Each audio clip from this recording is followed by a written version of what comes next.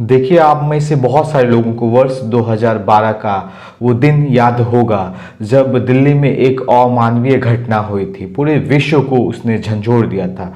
पूरे देश के लोग एकत्रित हो गए थे और उस अपराधियों के लिए सज़ा की मांग कर रहे थे। पूरे देश में मोमबत्ती तब भी जलाई गई थी और आज तक भी जलाई जा रही है। 2012 के बाद क्या देश में बहुत कुछ बदल गया है?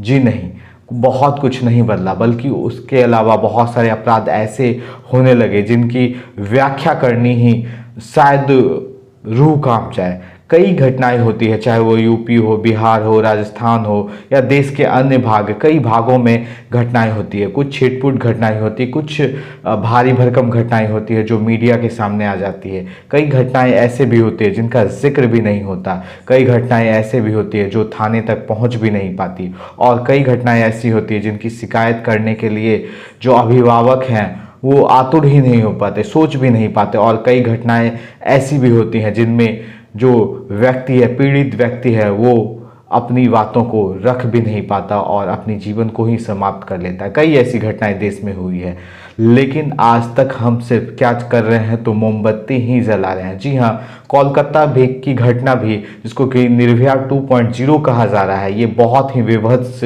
घटना हुई है जिसका जिक्र आज शायद करना बहुत मुनासिब नहीं समझा जा सकता। ये इतनी विभत्स घटना है और इसकी व्याख्या करने में ही शायद लोगों की रूह कांप जाए, ऐसी घटनाएं विभत्स है जिसको लेकर पूरे मेडिकल स्टाफ में एक हड़कंप मचा हुआ। और पूरे देश के मेडिकल स्टाफ और जितने भी लोग हैं, मेडिकल स्टाफ को छोड़ के भी कई ऐसे लोग हैं जो किसी गैर संवैधानिक संस्थाओं से संबंध रखते हैं, सिंपल लोग हैं, वो भी इस घटना का विरोध कर रहे हैं ताकि आने वाले दिनों में कभी भी ऐसी घटनाएं ना हो। इसके पीछे का कारण ये भी है कि हमारे देश की जो कानून व्यवस्था है उसमें बहुत लचीलापन है, जिसकी वजह से अपराधी जो है बार बार बचाए जा सकते हैं, देते हैं। और यही वजह है कि कई दफ़ा जब पैसे वाले व्यक्ति होते हैं वो छूट भी जाते हैं। अगर कटिहार की बात की जाए तो कटिहार के आसपास में भी आप अगर देखेंगे तो निश्चित तौर से हर दिन अखबारों में कई तरह के अमानवीय घटनाओं का जिक्र होता है। और कई दफ़ा कई सारे ऐसे जगह होते हैं जहां पर पीड़ित व्यक्ति को समझा दिया जाता है, बुझा दिया जाता है, कुछ पैसे दिए जाते हैं और उसके बाद मामला रफा दफा हो जाता है। कई मामले थाने तक पहुंच भी नहीं जाते हैं और कई दफ़ा अगर पहुंचते भी हैं तो कई मामले ऐसे भी होते हैं जो रसूखदार के द्वारा ठंडे बस्ते में डाल दी जाते हैं। ये मामला भी कुछ इसी तरह होने वाला था, लेकिन अब जो ये मामला है सीबीआई के हाथ में चली गई। हालांकि अभी कई तरह की खबरें आ रही हैं कि एक व्यक्ति था, ये एक से ज़्यादा व्यक्ति होने की संभावना जताई जा रही है और सबूतों से छेड़छाड़ करने की वकालत भी इस वक्त की जा रही है कि कहीं ना कहीं सबूतों से छेड़छाड़ और उसको समाप्त करने की तैयारी में थी। लेकिन अब सीबीआई के हाथ में ये तमाम मामले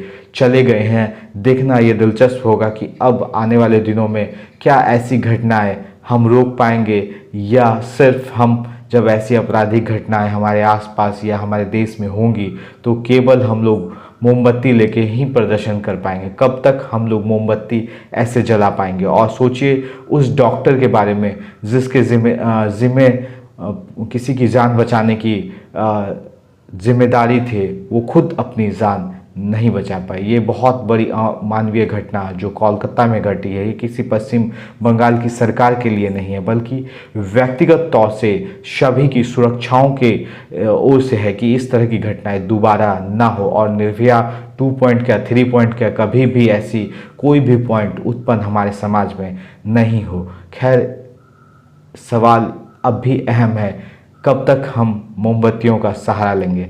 अब इन अपराधों के लिए कानून व्यवस्था को पूरी तरह सुदृढ़ और पूरा मजबूत बनाने की आवश्यकता है ताकि ऐसा अपराध करने से पहले लोग 100 बार सोचें। आप इस विषय में क्या सोचते हैं? निश्चित तौर से हमें बताइएगा और क्या ही कहें आपसे। बने रहिए हमारे साथ, देखते रहिए कटिहार लाइव।